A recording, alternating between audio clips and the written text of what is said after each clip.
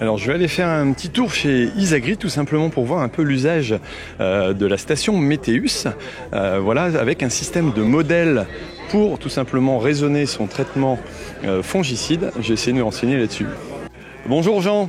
Bonjour Thierry. Alors, est-ce que tu peux m'expliquer, alors vous avez une nouvelle application qui va permettre, si j'ai bien compris, d'avoir un modèle donc, pour les traitements fongicides qui est vraiment intégré et précis à la parcelle, c'est bien ça? Ouais, alors en fait on vient croiser les données de Geofolia, notre solution de gestion de parcelles, avec les données météo de notre station Météus que tu vois ici. Le tout est brassé en fait dans un algorithme qui provient d'Arvalis, donc l'Institut du végétal, et qui va permettre en fait à l'agriculteur d'obtenir des dates précises de passage sur ses parcelles. Donc en fonction du coup des données agronomiques issues de Geofolia, les dates de semis, les variétés, les types de sols, tout ça c'est croisé avec les données météo des propres parcelles de l'agriculteur. D'accord, donc on a l'avantage d'avoir vraiment une précision par rapport à d'autres modèles qui sont peut-être un peu plus cartographiques, plus générales, c'est ça?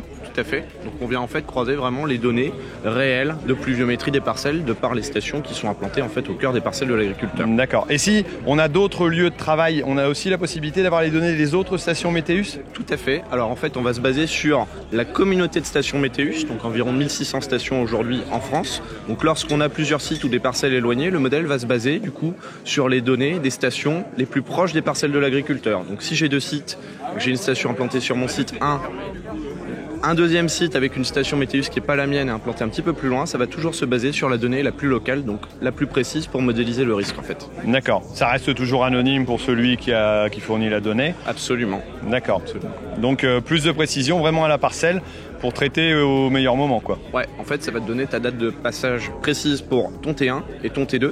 Donc en fait, pour te donner une petite idée, hein, aujourd'hui sur une exploitation, on peut avoir jusqu'à 3 semaines de variabilité entre le premier blé qui va être semé et ton tout dernier, par exemple derrière des betteraves, en fonction des données variétales, de la pluviométrie qui peut être très différente d'un site à un autre. Donc l'intérêt, c'est de positionner son T1 et son T2 au bon moment et beaucoup plus précisément par rapport à du systématique en fait. On adapte à la parcelle.